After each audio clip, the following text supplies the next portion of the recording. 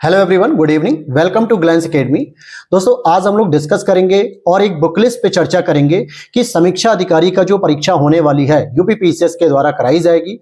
लेकिन इसके लिए अब नए तरीके के ट्रेंड जो फॉलो किए जा रहे हैं, जो यूपीपीसीएस आपसे प्रश्न पूछना चाह रहा है, चाहे आप समीक्षा अधिकारी के पेपर को देख सकते हैं जो 11 फरवरी को हुआ था, और साथ ही साथ अभी जो 22 दिसंबर का लेटेस्ट पेपर हुआ है यूपीपीसीएस प्रीलिम 2024 का, बहुत शॉकिंग पेपर था। बहुत सारी चीजें उन्होंने चेंज कर दी, ट्रेडिशनल अप्रोच को बिल्कुल चेंज करने का प्रयास किया है। और ऐसे में वो छात्र जिन्होंने इस एग्जाम को या तो दिया नहीं फॉर्म भरने के बावजूद, या इन्होंने फॉर्म ही नहीं भरे थे और एग्जाम हॉल में जो एस्पिरेंट इस पेपर को देखते समय फेस कर रहे थे, अपने ऊपर जो प्रेशर फेस कर रहे थे, वो कैसे टैकल कर रहे थे, इन सभी चीजों को समझने के लिए, और जब उन्होंने पेपर देखा तो पता ही नहीं चल रहा है कि अब हम पेपर में पढ़े क्या, यानी कि पढ़ने के बाद भी सिलेक्शन नहीं हो रहा है और जब नहीं पढ़ रहे तो वैसे भी सिलेक्शन नहीं हो रहा है।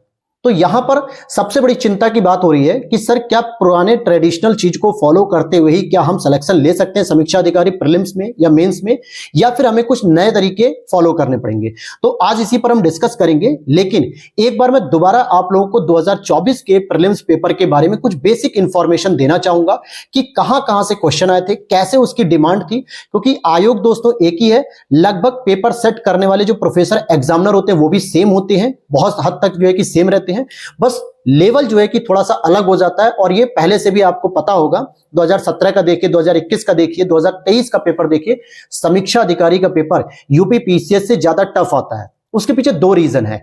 पहला रीजन कि यूपीपीसीएस के प्रीलिम्स के बाद आपको जो मेंस का एग्जाम मिलता है वहां पे रिटन फॉर्म में होता है, जहां पे एग्जामिनर के पास और भी विकल्प होते हैं आपकी नॉलेज को चेक करने का।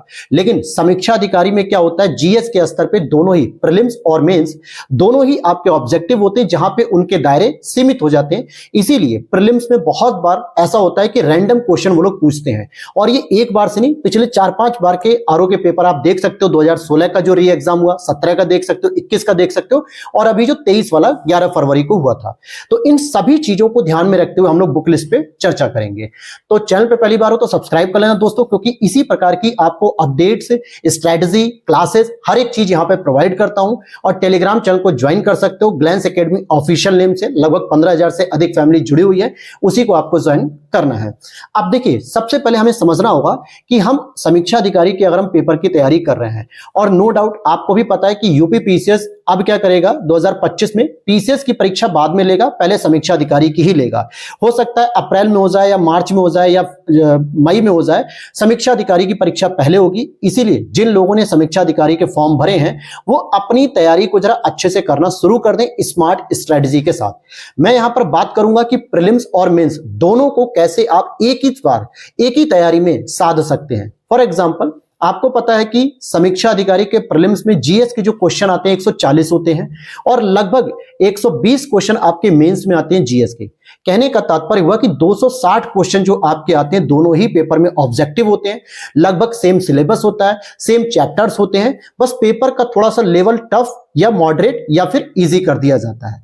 और ये डिपेंड करेगा कि अगर आपने किताब को अच्छे से पढ़ा है, कॉन्सेप्ट को अच्छे से पढ़ा है, फैक्ट और डेट को अच्छे से तैयार किया है, तो नो डाउट आप एक ही बार में प्रीलिम्स के साथ साथ मेंस को भी तैयार करते हुए चल रहे हैं। और मैं मानता भी हूं कि अगर आप लोग पीसीएस की तैयारी कर रहे हैं, समीक्षा अधिकारी की तैयारी कर रहे हैं, तो एक बार में ऐसे पढ़िए, ऐसे सोर्सेस को फॉलो करिए जहां से आपकी प्रीलिम्स के साथ साथ 120 क्वेश्चन मेंस की भी तैयारी होते रहनी चाहिए।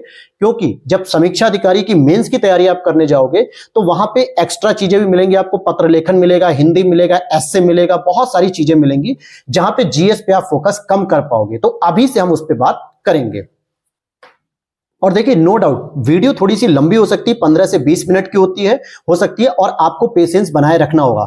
ये केवल रट्टू तोता की तरह नहीं है कि बस आए और 10-12 बुक लिस्ट बता दी, उसके पीछे का एसेंस नहीं बताया कि कैसे आपको तैयार करना है, क्या डिमांड हो रही है, तो फिर रट्टू तोते वाली काम यहाँ पे नहीं होगा। 15 से 20 मिनट का समय दीजिए, बहुत सारी चीजें मैं यहाँ पे क्लियर कर दूंगा। सबसे पहले पेपर के हॉल में जब एग्जाम दिया जा रहा था, एग्जाम देने के बाद 11:30 बजे जब बच्चे बाहर निकलते हैं, तो सबसे पहला एक समस्या आने लगती है लोगों को कि करंट अफेयर से कोई प्रश्न नहीं आया, घटना चक्र से कोई प्रश्न नहीं आया, आई दृष्टि घटनासार से कोई प्रश्न नहीं आया, प्रीवियस ईयर पेपर से कोई प्रश्न नहीं आया।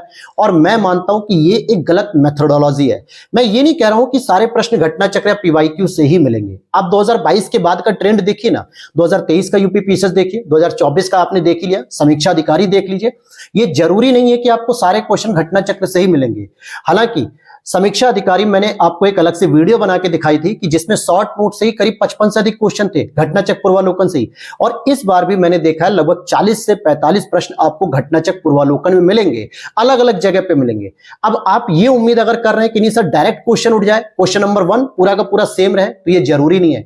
अगर मान लीजिए एनवायरमेंट से कोई प्रश्न आया हुआ है तो वो अलग अलग पेजेस पे अलग अलग पॉइंट को उठा के एक क्वेश्चन बना के तैयार किया गया है, और ऐसे 40 से 45 प्रश्न मुझे खुद मिले हैं। मैं उस पर एक अलग से चर्चा कर दूंगा आप लोगों के लिए। तो ये बिल्कुल दिमाग में नहीं रखना है कि घटना चक्र आपके यूजफुल नहीं है। हाँ, इस चीज को माइंड में क्लियर रखो। पहले भी मैंने कहा है कि ओनली अगर आप घटना चक्र से पढ़ के जा रहे हो या प्रीवियस ईयर पढ़ के जा रहे हो या हिंदी पढ़ के जा रहे हो और आपका प्रीलिम्स हो जाए समीक्षा अधिकारी का, ये ट्रेंड भूल जाइए। 2017, 16, 15 उनमें चल जाता था, 2021 में नहीं अप्लाई हुआ, 2023 में भी अप्लाई नहीं हुआ। 50-60 क्वेश्चन ही आए थे, जबकि मेरिट जाती है 120, 130 जाती है। इसका मतलब कि आपको कहीं ना कहीं इनको छोड़ना भी नहीं है और इनके भरोसे निर्भर भी नहीं रहना है, दोनों को साथ लेके चलना, बैलेंस बना के। दूसरा, अगर आप ट्रेंड देख रहे हो आयोग का, किधर चल रहा है वो ट्रेंड, अब आपसे केवल फैक्ट बेसिस चीजें नहीं पूछना चाह रहा है। समीक्षा अधिकारी के पेपर को दोबारा उठा के देखो, अगर आप पेपर देने जा रहे हो समीक्षा अधिकारी का प्रीलिम्स का, उसमें देखिए कैसे स्टेटमेंट वाइज प्रश्न है, कथन कारण पे प्रश्न है, कॉन्सेप्चुअल नॉलेज पे प्रश्न है, एलिमिनेटिंग मेथड पे प्रश्न है। कहने का मतलब हुआ कि कॉन्सेप्चुअल बेस पे प्रश्न बहुत ज्यादा हैं। आप यूपी पीसीएस 2024 में देख लिए, लगभग 60 से 65 ऐसे प्रश्न हैं जो मल्टी स्टेटमेंट पर बेस्ड हैं। 2-2 स्टेटमेंट दिए, 3-3 स्टेटमेंट दिए, एलिमिनेट करो। और स्टेटमेंट कभी भी डायरेक्ट फैक्ट पे आधारित नहीं होते हैं। बहुत सारे प्रश्न ऐसे होते हैं जो कॉन्सेप्ट के आधार पे होते हैं, जैसे आप जेट स्ट्रीम को देख सकते हो, ठीक है, और रिलेटिव ह्यूमिडिटी को देख सकते हो, इकोलॉजिकल नीचे को देख सकते हो, ये सभी क्वेश्चन। एंड डॉलर और आरबीआई के बीच का जो संबंध था, ये प्रश्न को देख सकते हो। पॉलिटी में देख सकते हो, राज्यसभा को लेकर, राष्ट्रपति को लेकर जो था, लोकपाल अध्यक्ष को लेकर था। तो ऐसे जो प्रश्न आ रहे हैं, कहीं ना कहीं आपसे एग्जामिनर अब केवल वो रट्टू तोता वाला पैटर्न नहीं चाहिए उसे 2020-21 वाला, अब उसे चाहिए आपको पूरी तरीके से कॉन्सेप्ट के साथ साथ फैक्ट और डेटा की नॉलेज। साथ ही साथ आप में अगर एनालिटिकल पावर हो रही है, लॉजिकल पावर है कि नहीं, आप कॉन्सेप्चुअल पावर रखते हैं कि नहीं, और फिर उसके बाद आपका फैक्ट और मेमोरी भी चेक किया जा रहा है। मतलब तथ्यों को याद रखने में स्मरण शक्ति आपकी कैसी है, साथ ही साथ किसी भी चीज को समझने के लिए अंडरस्टैंडिंग लेवल कैसा है, अप्रोच कैसी है, एनालिटिक्स है कि नहीं, लॉजिकल रीजनिंग कर पा रहे हैं कि नहीं, कॉन्सेप्चुअल क्लैरिटी है कि नहीं, इन सभी पे आधारित 2023 का समीक्षा अधिकारी का पेपर भी था। लेकिन उसका इतना हाई तौबा नहीं किया गया क्योंकि वो 2-3 साल में एक बार परीक्षा आती है। लेकिन यहां पे यूपी पीसीएस में जब यही चीज देखने को मिली और ज्यादा मात्रा में देखने को मिली, 60, 65, 70 क्वेश्चन तक, तो लोग शॉक हो गए, क्योंकि प्रीवियस जो ट्रेंड था वो इतना डिफिकल्ट नहीं था। पहले आप देखोगे 2022, 21, 20 वाले पेपर में 15-20 से ज्यादा प्रश्न नहीं होते थे स्टेटमेंट वाइज कथन कारक, लेकिन इस बार पूरे भर दिए, 70 क्वेश्चन तक जा चुके हैं। तो कहीं ना कहीं एग्जामिनर अब वो पुराने वाले यूपी पीसीएस नहीं रह गए कि जिनको लिबर लिबर करना आता है, अब उनको चाहिए फुल इज्जत, मुन्ना भैया की तरह, समझ में, गुड्डू पंडित की तरह फुल इज्जत चाहिए उनको। इसका मतलब है कि आप केवल रट के या फैक्ट के बेस पे तैयारी नहीं कर सकते हैं। इतनी बात क्लियर होगी। देखो, बुक लिस्ट के लिए अगर आप केवल ये चीजें स्टार्टिंग की अगर आप स्किप कर रहे हो तो नो डाउट कहीं ना कहीं आप बहुत बड़ा क्रक्स छोड़ रहे हो, बहुत चीजें समझ नहीं पाओगे कि कैसी उसकी डिमांड है। अदरवाइज मैंने कहा है कि 15 से 20 मिनट में आपको सारी चीजें समझा दूंगा। क्लियर होगी बात। अगर आप देखोगे कि बहुत सारे प्रश्न क्रोनोलॉजी पे थे, बहुत सारे प्रश्न जो है कि आपके मैच द फॉलोइंग पे थे। और क्रोनोलॉजी कब होती है? जब आप किसी भी चीज के बारे में बहुत बेहतर तरीके से पढ़े होते हैं, बहुत बेहतर तरीके से उसकी स्टोरी फ्रेमिंग कर पाते हैं, तभी आप समझ पाते हो कि ये घटना पहले हुई थी, ये घटना दूसरी हुई थी। जैसे मैं अगर आपके बारे में पूछूं, आप अपना बायोडाटा बताते हैं, तो सर मैं इस समय पैदा हुआ था, इस समय जो है कि पैदा होने के बाद मैंने ये पढ़ाई की, फिर उसके बाद जो है कि मैंने 10th पास किया, 12th पास किया, 12th पास करने पे मुझे एक बाइक दिला दी गई थी। इसका मतलब मेरे पास 10th में कोई बाइक नहीं थी। ग्रेजुएशन मैंने टॉप किया तो मेरे पिताजी ने मैकबुक दिला दिया। ये सब एक क्रोनोलॉजी कब आ रही है? जब आप अपने बारे में पूरी एक स्टोरी टेलिंग कर पा रहे हो। इसका मतलब है कि जैसे ही कोई टॉपिक आप पढ़ रहे हो तो उसमें आपको कॉम्प्रिहेंसिव आना चाहिए, रीडिंग पढ़ना आना चाहिए, रीडिंग करनी आनी चाहिए, अंडरस्टैंडिंग आनी चाहिए, डाइजेशन आना चाहिए। मतलब किसी भी टॉपिक को पढ़ो, उसे डाइजेस्ट करने की क्षमता होनी चाहिए। आखिर क्यों ऐसा आप अपने आसपास के लोगों से पूछेंगे, या अगर आपने पेपर दिया होगा एक सीरियस एस्पिरेंट की तरह, तो क्यों आप 125, 128, 130 तक क्वेश्चन कर पाए? उसके पीछे एक बहुत बड़ा रीजन था कि हमने तो ट्रेडिशनली पढ़ा फैक्ट, हर एक चीज को रटते जाओ रटते जाओ रटते जाओ, एक लाइन देखी आंसर, एक लाइन देखा आंसर। लेकिन इस बार एग्जामिनर ने क्या किया, सीधे आपसे 60 से 65 क्वेश्चन, 70 क्वेश्चन ऐसे दे दिए जिसमें 2 से 3 स्टेटमेंट है, पढ़ते रहो बैठ बैठ के, लंबे लंबे स्टेटमेंट। अर्थात जिन्होंने कभी रीडिंग कॉम्प्रिहेंसिव तरीके से नहीं पढ़ा, बुक को नहीं पढ़ने की कोशिश की है, बहुत डिटेल में कहानी को पढ़ने की कोशिश नहीं की है, वो बच्चे वहां पर एग्जाम हॉल में क्वेश्चन को पढ़ ही नहीं पाए, पूरा टाइम ही नहीं मिल पाया, टाइम मैनेजमेंट ही उनका बिगड़ गया। और वहीं अगर आप यूपीएससी वाले बच्चों का देखते हो अप्रोच, हालांकि उसमें 100 क्वेश्चन होते हैं, टाइम पर्याप्त होता है, लेकिन वो शुरू से बुक को पढ़ रहे होते हैं, एनालिटिक्स अप्रोच को लेकर चलते हैं, लॉजिकल तरीके को पढ़ रहे होते हैं। तो उन्होंने, जिन्होंने यूपीपीसीएस के पेपर को दिया इस बार के, उन्होंने जो है कि ठीक ठाक जो है कि क्वेश्चन किया नहीं, 130, 132, 135 तक भी गए हैं। और ऐसा मैं नहीं कह रहा हूं, मेरे 10-12 फ्रेंड हैं दिल्ली में ही जिन्होंने यूपीएससी की तैयारी हमेशा कर रहे हैं, मेंस भी लिख रहे हैं, लेकिन इस बार वो बैठ गए थे और उन्होंने बताया कि हाँ ये चीजें हैं। किसी को लग सकता है कि मजाकबाजी है, लेकिन ये सच है। दूसरी बात अगर आप देखोगे तो क्या समझ में आया कि अगर केवल आप फैक्ट पर फोकस कर रहे हो तो कहीं ना कहीं आप चीजों को मिसलीड कर रहे हो, यानी आप में रीडिंग एबिलिटी है कि नहीं है। अरे आप यही देख लो ना, अगर समीक्षा अधिकारी की परीक्षा देने जा रहे हो, मेंस की तैयारी करोगे तो वहां पे रीडिंग कॉम्प्रिहेंशन आएगा, गद्यांश आएगा, उसका सारांश लिखना होगा, उसका टाइटल लिखना पड़ेगा, क्लियर है। फिर पत्र लेखन लिखने को आएगा, निबंध लिखने को आएगा, बहुत सारी चीजें वहां पे आपसे उम्मीद की जाएगी कि केवल फैक्ट नहीं पढ़ना है, आपको अंडरस्टैंडिंग भी आनी चाहिए। और यही चीज अब नए पैटर्न की ओर आगे बढ़ रही है, नए पैटर्न की ओर आगे बढ़ रही है। इसका मतलब है कि कंक्लूजन ये निकलता है आयोग के 2023 के समीक्षा अधिकारी पेपर को देख के और 2024 के प्रीलिम्स के पेपर को देख के कि अब आपको केवल रीडिंग नहीं करना है, reading with understanding, reading with understanding and fact and date. यानी आप जो भी चीज पढ़ें, तथ्यों के साथ साथ आप अपनी कॉन्सेप्चुअल समझ को बेहतर करिए, आप अपनी अंडरस्टैंडिंग पावर को इंक्रीज करिए, क्योंकि आप अपने राज्य की सबसे प्रतिष्ठित परीक्षा में शामिल होने जा रहे हैं, चाहे वो समीक्षा अधिकारी की परीक्षा हो, चाहे वो यूपीपीसीएस की परीक्षा हो।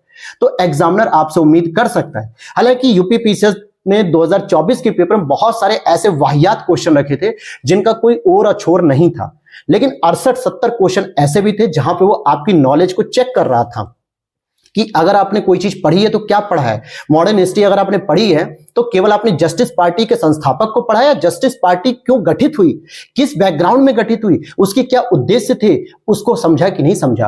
पीजेंट्स वर्कर पार्टी का जब गठन किया गया साउथ इंडिया में तो क्या केवल श्रमिक आंदोलन के लिए गठित थी, या उसके पीछे की उसकी क्रोनोलॉजी को भी आपने समझा, कॉन्सेप्ट को समझा कि आखिर क्यों श्रमिक आंदोलन में उसको गठित किया जा रहा है। अर्थात एग्जामिनर केवल आपसे अब किताबी ज्ञान नहीं पूछ रहा है, समझने के अप्रोच को पूछ रहा है। एंशिएंट हिस्ट्री में पूछा गया है कि बहुत सारे जो है कि नदी के किनारे जो है कि हमारे जो बंदरगाह थे व्यापार के लिए थे, साथ ही साथ वहां पे किले और गोदाम भी थे। जाहिर सी बात है, रॉ मटेरियल रखने के लिए आप बहुत दूर नहीं रखोगे।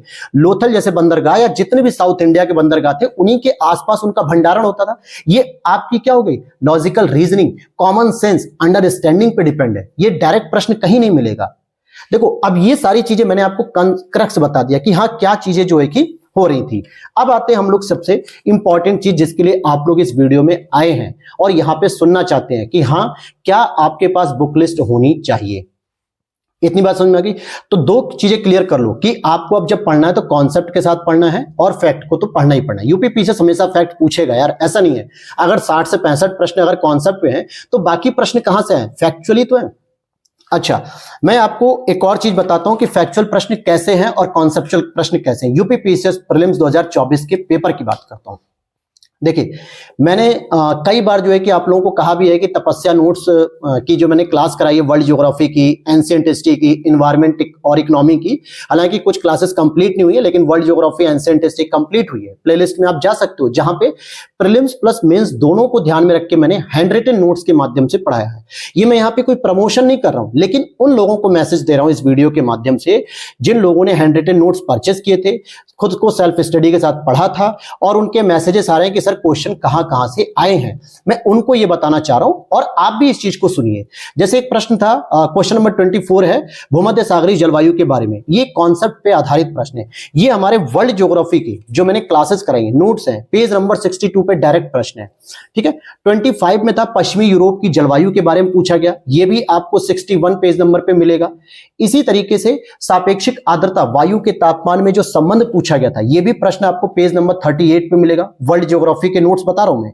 113 नंबर एक प्रश्न था, हिमालय अभी भी ऊंचा हो रहा है, भारतीय टेक्टोनिक प्लेट यूरेशियन प्लेट से टकरा रही है। यानी टेक्टोनिक प्लेट का जो टॉपिक था स्टार्टिंग मैंने जियोमॉर्फोलॉजी में पढ़ा था, पेज नंबर 14-15 को मिला के देखोगे।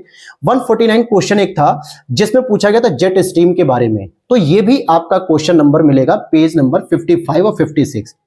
इसी तरीके से जैसे बहुत सारे लोगों को ये समझ में नहीं आ रहा है कि सर कॉन्सेप्ट के प्रश्न बनते कैसे हैं, जैसे जो बिगिनर बच्चे हैं जिनको ये नहीं पता है कि यार फैक्ट क्या होता है, कॉन्सेप्ट क्या होता है। फैक्ट तो पता है कि कहीं पे जन्म तिथि पूछ लिया, कहीं पे कोई घटना पूछ लिया, उसका ईयर पूछ लिया, लेकिन कॉन्सेप्ट कैसे तैयार होते हैं तो मैं बता रहा हूं। वर्ल्ड ज्योग्राफी में लगभग 6 से 7 प्रश्न केवल कॉन्सेप्ट पे आए थे।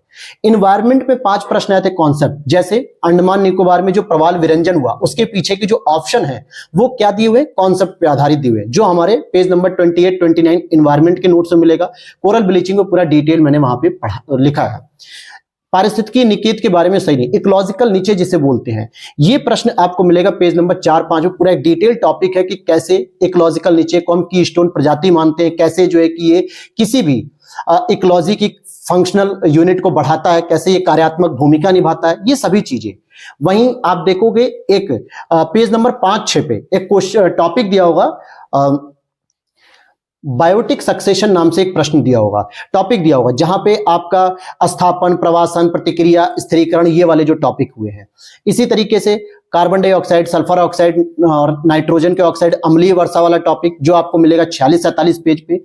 इकोनॉमी दोस्तों, इकोनॉमी की हालांकि मैं 9 क्लास ली थी, लेकिन अब जो है कि उसे रीस्टार्ट करूंगा, दोबारा सारी क्लासेस करूंगा, जिसमें राष्ट्रीय मुद्रा का वह मूल्य जो विदेशी मुद्रा की मांग और आपूर्ति से तय होता है, यानी डॉलर का रिलेशनशिप पूछ रहा है इसमें, ये आपको मिलेगा इकोनॉमी में पेज नंबर 50 पे। पेज नंबर 50 पे दिया हुआ है। भारतीय अर्थव्यवस्था अल्प विकसित है कि मिश्रित है, ये पेज नंबर आपको क्या बताना है, ये तो बेसिक प्रश्न है। फिर बैंक का राष्ट्रीयकरण, क्षेत्रीय ग्रामीण बैंक, कितने जो है कि टॉपिक ऐसे हो सकते हैं जो भारतीय वित्त समावेशन के बारे में है, तो ये आपको मिल जाएगा पेज नंबर 17-18 पे। हालांकि मैं इसको एक अलग से वीडियो के माध्यम से बताऊंगा। इसी तरीके से एचडीआई के बारे में प्रश्न है, विकास के जीवन स्तर, कल्याण में वृद्धि, ये प्रश्न आपको पेज नंबर 38 पे मिलेगा इकोनॉमी में। साइंस में अगर आप देखोगे कि कौन सा एक स्टेटमेंट आया था कि कोशिकांग जो होते हैं आपके, कोशिका का जो केंद्रक होता है न्यूक्लियस, क्या वो रिप्रोडक्शन और सेल डिवीजन में पार्टिसिपेट नहीं करता है, ये चीज भी मैंने आपको लिख रखी है पेज नंबर 40 पे। आप देखोगे साइंस के शॉर्ट नोट्स में। मेंस आंसर राइटिंग वाले नोट्स की मैं बात कर रहा हूं, तपस्या नोट्स की, जो प्रीलिम्स और मेंस दोनों के लिए है। तो ये बहुत सारे ऐसे प्रश्न, हालांकि मैंने कुछ ही चीजों को लिखा है, सबको नहीं लिखा है, लेकिन 25 से 30 प्रश्न, इवन कि 32 प्रश्न तक मेरे तपस्या हैंड रिटन शॉर्ट नोट से थे, और नो डाउट वो प्रश्न जितने भी लोगों ने पढ़े थे उन सबके वो सही हुए हैं। ठीक है, यहां से एक बात समझ में आ रही है कि आप कोई भी किताब पढ़ते हो, कोई भी किताब जब पढ़ते हो और चीजें जब नहीं समझ में आती तो YouTube पर आप आकर विजिट करते हो, लेकिन वहां पे क्या होता है, एक टॉपिक को पढ़ा दिया गया, आगे पीछे का अगर चीजें बताई गई तो अच्छी बात है, अदरवाइज बहुत बड़ी बड़ी क्लासेस भी हो जाती है जहां पे बोरियत होता है। तो इन सभी चीजों को ध्यान में रखते हुए ही अब हम लोग आते हैं सबसे इंपॉर्टेंट सेगमेंट, वो है हमारा बुक लिस्ट। अगर बुक लिस्ट की बात करें, समीक्षा अधिकारी की परीक्षा के लिए मैं बता रहा हूं, स्पेशली यूपीपीसीएस 2025 के लिए हम अलग से बात करेंगे, लेकिन पैटर्न को मैंने बता दिया कि आयोग एक ही है, परीक्षा कराने वाली संस्था एक ही है, साथ ही साथ अध्यक्ष महोदय भी एक हैं। तो कहीं ना कहीं बहुत सारी चीजें 2024 और 2023 के समीक्षा अधिकारी पेपर से सीखने को मिली है हम लोगों को। तो उसी के आधार पे एंशिएंट, मिडिवल, मॉडर्न की अगर मैं बात करूं तो देखो, एंशिएंट, मिडिवल, मॉडर्न में आपको एंशिएंट को प्रेफर ज्यादा करना है, मॉडर्न को भी करना और मिडिवल को थोड़ा बहुत करना। हालांकि प्रश्न इस बार आए हैं, और हिस्ट्री हमेशा से ही डायनेमिक और ऊटपटांग प्रश्न पूछे जाने के मामले में जानी जाती है, लेकिन मॉडर्न हिस्ट्री से प्रश्न ज्यादा हैं और उसका स्कोप बहुत बड़ा है, इसीलिए उसको समझना बहुत जरूरी है। अब केवल घटना चक्र से नहीं होगा, लेकिन अगर आप घटना चक्र के साथ आप एक बुक को ऐड कर लेते हैं जिसका नाम है स्पेक्ट्रम। हालांकि मुझे पता है स्पेक्ट्रम बहुत मोटी हो रही है, 800 पेजों की हो रही है, वो सारा नहीं पढ़ना है, कुछ महत्वपूर्ण चैप्टर्स को पहले पढ़ना है आपको। कौन से चैप्टर पढ़ने होंगे स्पेक्ट्रम में, उसके लिए मैं एक अलग से वीडियो बता दूंगा, और कैसे पढ़ना है स्पेक्ट्रम को, ये भी चीज मैं आपसे डिस्कस कर दूंगा। लेकिन स्पेक्ट्रम को पढ़ना शुरू करना पड़ेगा, अदरवाइज आप देख लो कि हिस्ट्री के क्वेश्चन फिर किसी भी ऐसी बुक से नहीं हो पाएंगे। और साथ में इसके साथ और क्या पढ़ना है वो भी मैं बताता हूं। एंशिएंट हिस्ट्री के लिए एक एस के पांडे की बुक आती है, ये रखी हुई है, एक एस के पांडे की बुक है। ठीक है, ये बुक ऐसी है जिसमें आपको फैक्ट भी मिलेगा, कॉन्सेप्ट भी मिलेगा। हमें ऐसी बुक की ओर जाना है जिसमें आपको फैक्ट भी मिले और कॉन्सेप्ट भी मिले, चीजों की स्टोरी फ्रेमिंग होनी चाहिए, कॉम्प्रिहेंसिव रीडिंग होनी चाहिए, सारी एक अप्रोच एनालिटिक्स होनी चाहिए कि हाँ ये घटना हो रही है तो इसके पीछे का रीजन क्या था। सभी चीजें जिसमें मिलेंगी हम उसी बुक पे बात करेंगे। और यकीन मानो दोस्तों, एक ही बुक आप पढ़ो लेकिन उसे ठीक से पढ़ो, बार बार पढ़ो। कोशिश हमेशा यही किया करो कि एक बुक पढ़ो, बार बार पढ़ो। और जिन लोगों ने पहले से ही कोई बुक को फॉलो किया है तो नो डाउट मैं अभी भी उनसे कह रहा हूं कि कहीं ना कहीं आपने 80% तो बुक अच्छी फॉलो की होंगी, अच्छे सोर्स होंगे, तो आप उन्हीं को फॉलो करो, उन्हीं को रीड करो, कोई भी नई किताब की ओर मत आना। लेकिन अगर कोई किताब अभी तक नहीं पढ़ रहे थे, केवल बस रट्टाफिकेशन चल रहा था, फैक्चुअल इंफॉर्मेशन चल रही थी, तो किताब अगर आप अपनी तैयारी में ऐड करोगे तो बेहतर होगा। और जो किताब मैं बता रहा हूं उसे ऐड कर लो। दूसरा, मिडिवल हिस्ट्री के लिए भी आप एनसीईआरटी को पढ़ लो, साथ ही साथ जो है कि आप पीवाईक्यूज वगैरह देख सकते हो। और इनके साथ मेरे दोस्त घटना चक्र पूर्वालोकन को जरूर पढ़ना है। समीक्षा अधिकारी में 50-60 प्रश्न आए थे, मैंने बताए थे नोट से। इस बार भी यूपी पीसीएस में उम्मीद हमें ये थी कि 60 से 70 प्रश्न आने की उम्मीद है, लेकिन जब आयोग ही ठान के बैठा था कि नहीं मुझे नहीं पूछना है, फिर भी उसने पूछते पूछते कहीं ना कहीं 40 से 45 प्रश्न हमारे घटना चक्र शॉर्ट नोट से लाए हैं। और ये चीज भी मैं अलग से एक वीडियो बनाऊंगा इस पे भी, ऐसा नहीं कि नहीं बनेगी इस पे वीडियो, लेकिन आपको इसे नहीं छोड़ना है। केवल घटना चक्र पर डिपेंड नहीं होना है, लेकिन उसे साथ में लेके चलोगे तो कहीं ना कहीं जो मॉडरेट वाले क्वेश्चन होते हैं, फैक्चुअल इंफॉर्मेशन वाले क्वेश्चन होते हैं, जैसे एक स्टेटमेंट आपका कॉन्सेप्ट पे आ रहा है, एक स्टेटमेंट आपका फैक्ट पे आ रहा है, तो ये कैसे तैयार करोगे? इसके लिए आपको घटना चक्र लेके चलना पड़ेगा। साथ ही साथ ज्योग्राफी में अगर मैं बात करूं, वर्ल्ड ज्योग्राफी और इंडियन ज्योग्राफी, मैं हमेशा से कहता रहा हूं कि वर्ल्ड ज्योग्राफी के लिए आपको एटलस की क्लास करनी पड़ेगी, एटलस की मैपिंग बहुत बेहतर करनी पड़ेगी, चाहे वो वर्ल्ड के स्तर पे हो चाहे इंडियन के स्तर पे। इंडिया में तो आप लोग रहते हो, बहुत सारी चीजें जानते हो, लेकिन विश्व में आप नहीं रहते हो, विश्व में आप घूमते नहीं रहते हो, तो बहुत सारी चीजें ऐसी होती जो नहीं समझ में आती है। हालांकि मैंने एटलस कैसे सही तरीके से पढ़ना है, कैसे तैयार करना, उस पर एक प्लेलिस्ट में बना रखी है मैंने वीडियो, 8-10 लेक्चर हैं, जाके देख लो उसे। और ऑस्ट्रेलिया की मैपिंग रहेगी वो भी मैं करा दूंगा बहुत जल्दी ही, तो उसको जाके देख लो, वहां से सारा चीज क्लियर हो जाएगी। वहीं से सारे क्वेश्चन आ गए इस बार वर्ल्ड ज्योग्राफी में, रियलिटी बता रहा हूं कैसे कैसे चीजों को। वो पूछा था ना मेकांग नदी वाला, मैंने पढ़ाया एशिया मैपिंग में कि कैसे वो दक्षिण पश्चिम में नहीं जाती है, वो तिब्बत से निकलते हुए जो है कि कैसे 6 देशों से होते हुए वियतनाम के पास जो है कि खाड़ी में गिरती है, और दक्षिण पूरब की दिशा है उसकी, वो ये चीजें मैंने बताई हैं। फिर स्पेन और फ्रांस के बीच में जो पर्वत पाया जाता है, इसके बारे में भी मैंने मैपिंग में बताया है। तो एटलस की मैपिंग बहुत जरूरी है, करनी है।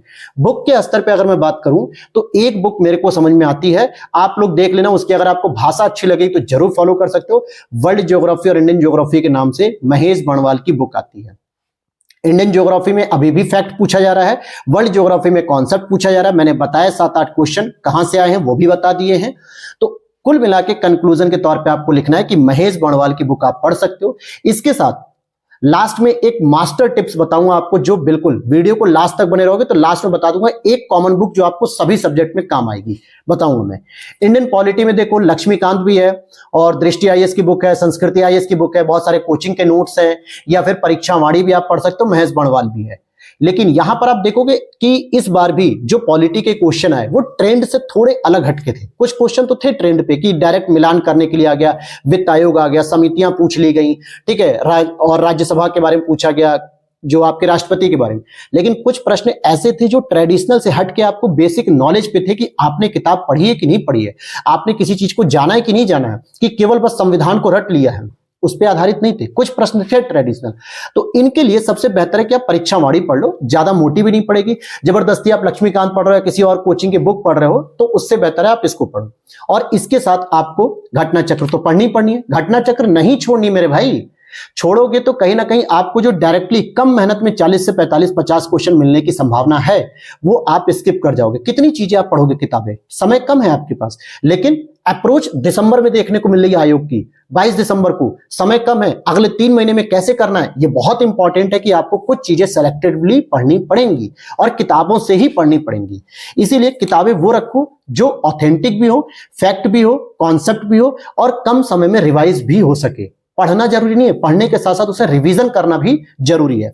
इकोनॉमी की बात करूंगा मैं, तो इकोनॉमी के लिए दोस्तों देखो, इस बार बजट नहीं आया तो इसका मतलब ये नहीं कि बजट नहीं आएगा। पिछली बार ही आप देखो कि समीक्षा अधिकारी में 5 से 6 क्वेश्चन बजट के थे, इस बार नहीं आया तो इसका मतलब ये बिल्कुल मत समझना कि बजट नहीं आएगा। UP budget, central budget, current affairs के जो इकोनॉमी के क्वेश्चन होते हैं वो तो रहेंगे ही रहेंगे। साथ ही साथ आप किसी भी बुक को फॉलो मत करो, चाहे महेश बणवाल हो, संजीव वर्मा हो, परीक्षा वाणी हो, किसी को नहीं। इकोनॉमी के लिए आप दो चीज फॉलो कर लो। एक तो आप एनसीईआरटी को पढ़ो, 11th और 12th के एनसीईआरटी पढ़ो, जिसमें बेसिक चीजों के बारे में बताया जाएगा। मॉनेटरी पॉलिसी क्या होती है, मनी सप्लाई क्या होता है, फाइनेंशियल इंक्लूजन क्या होता है, नेशनल इनकम क्या होता है, और जीडीपी क्या होता है, कैसे आपकी जो है कि सेबी काम करती है, कैसे आपके बैंकिंग सेक्टर काम करते हैं, कैसे आपके आरबीआई काम करते हैं, बैंकिंग इंस्टीट्यूट कैसे काम करते हैं, ये सभी चीजें मिलेंगी। और इसके साथ आप तपस्या नोट्स की क्लास कर लेना। तपस्या नोट्स पे मैं आपको अलग से बता दूंगा, वीडियो के लास्ट तक बने रहना। इसके बाद आते हैं हम साइंस की बात करते हैं, फिजिक्स, केमिस्ट्री, बायोलॉजी और टेक्नोलॉजी। इसके लिए भी कोई बुक पढ़ने की जरूरत नहीं है, परीक्षा वाणी की एक बुक ले लो, पतली सी बुक है, ज्यादा मोटी भी नहीं है, और एनसीईआरटी की बुक पढ़ लो।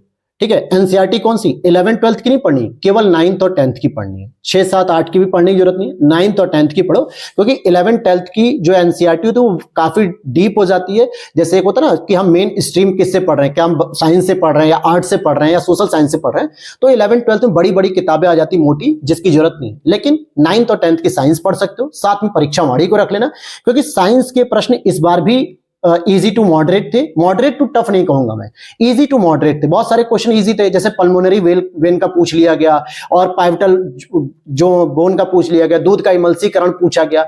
तो कुछ प्रश्न ऐसे हैं जो अभी भी इजी रहते हैं, रेक्टिफिकेशन पे होते हैं, कुछ प्रश्न मॉडरेट की तरफ गए थे। ठीक है, तो इनके लिए आप परीक्षा वाणी और एनसीईआरटी बुक और साथ में तपस्या नोट्स की जरूर बात करूंगा मैं, क्योंकि मुझे पता है कि इनसे बहुत जरूरी हेल्प मिलेगी आपको। लास्ट में बता दूंगा और अच्छे से।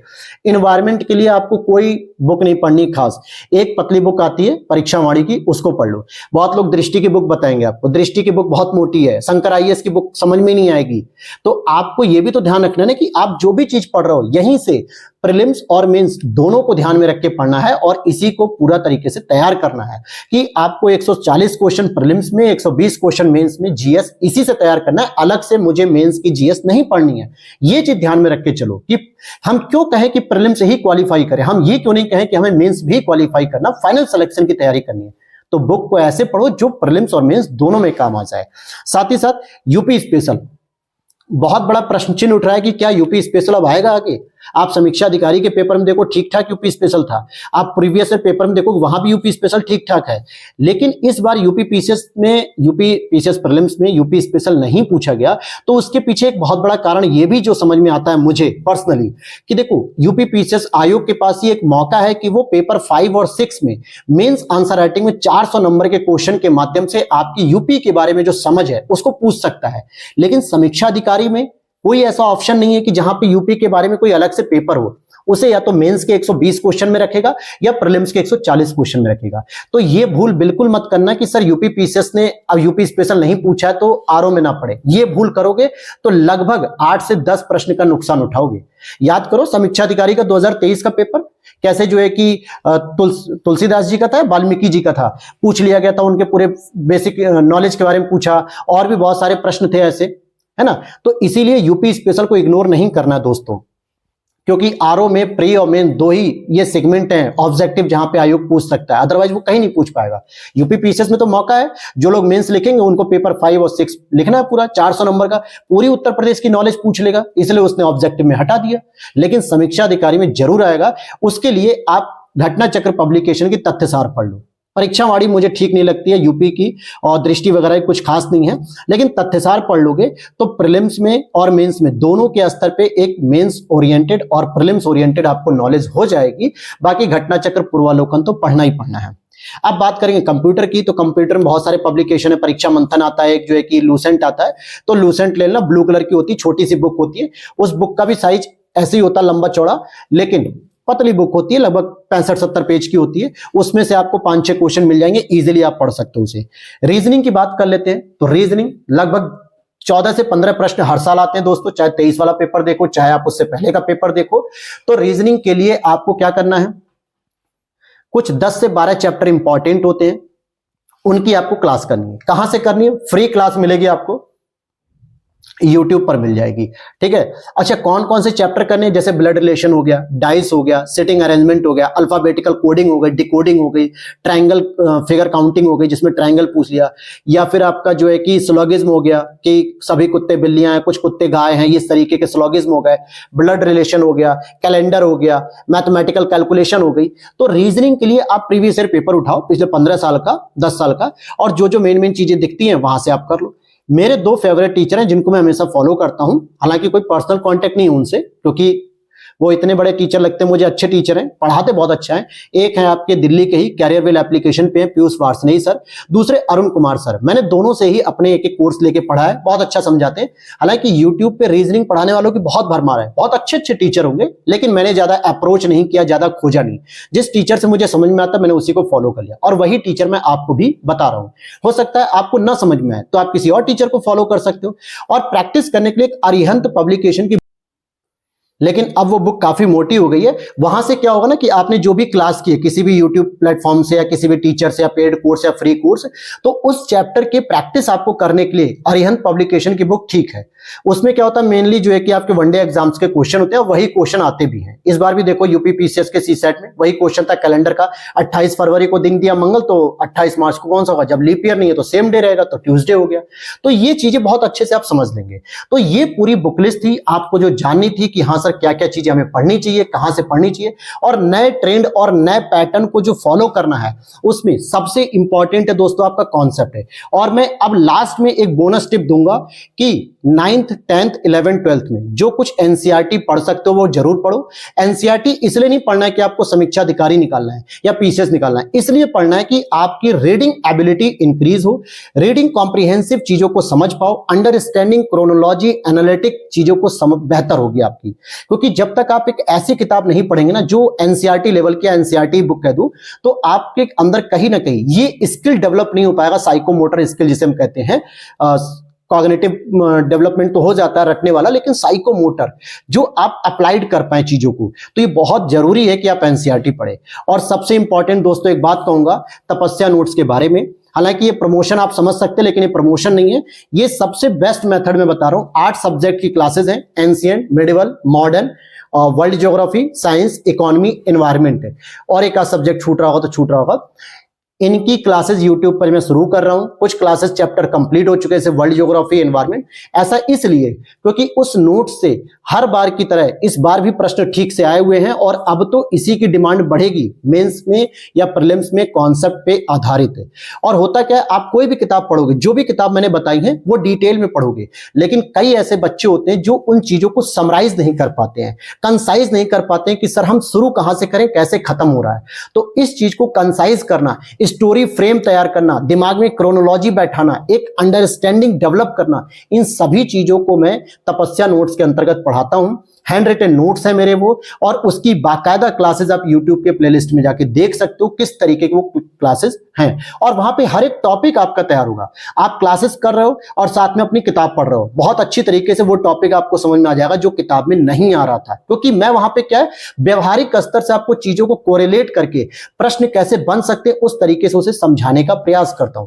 किताबें बोलती तो नहीं है, आपको खुद अपनी लॉजिकल रीजनिंग लगानी होगी, खुद माथा पच्ची करनी होगी कि कैसे ये चीजें आसान करें, लेकिन नोट्स वाली क्लास में आपको चीजों को समझाता हूं। तो तपस्या नोट्स के बारे में आप प्लेलिस्ट में जाइए और वहां पे उसकी क्लास भी देख लीजिए। और जो पुराने एस्पिरेंट है, जो हमसे जुड़े हुए हैं, जिन्होंने तपस्या नोट्स की क्लासेस देखी हैं, और अगर वो चाहते हैं कि सर पीडीएफ हम लेना चाहते हैं, क्योंकि ट्रेंड अब यही कह रहा है कि आपको कॉन्सेप्ट पे आना पड़ेगा फैक्ट के साथ, तो साइड में वीडियो के आपको व्हाट्सएप नंबर दिया जा रहा है, वहां पर आप जो है कि मेरी टीम से कांटेक्ट कर सकते हैं व्हाट्सएप पे मैसेज के थ्रू। वहां पे सारी पीडीएफ की जानकारी मिल जाएगी, चाहे वो घटनाचक पब्लिकेशन की हो, मतलब कि जो परिणाम के नाम से शॉर्ट नोट्स हमने बना रखे थे, घटनाचक शॉर्ट नोट्स, या फिर आपके तपस्या नोट्स की बात हो, दोनों की जानकारी वहां पे आपको मिल जाएगी विद डेमो, प्राइस लिस्ट, सब कुछ वहां पे मिल जाएगा। तो उम्मीद करता हूं वीडियो बहुत अच्छी लगी होगी, इंफॉर्मेटिव लगी होगी। पहली बार चैनल पे हो तो सब्सक्राइब कर लेना, क्योंकि इसी प्रकार की स्ट्रेटजी, क्लासेस, टेस्ट सीरीज सब कुछ यहां पे आपको क्रम वाइज मिलता रहता है। अधिक अपडेट के लिए आप टेलीग्राम ज्वाइन करो, ग्लैंस एकेडमी ऑफिशियल टेलीग्राम पे ज्वाइन कर लेना, वहां पर भी बहुत सारी अपडेट आपको मिलती है। और भी कोई क्वेरीज हो, अगर आपकी कोई बुक लिस्ट को लेकर हो, कोई स्ट्रेटजी को लेकर हो, तो आप बेझिझक जो है कि कमेंट सेक्शन में पूछ सकते हैं, वहां पे मैं रिप्लाई करता हूं। और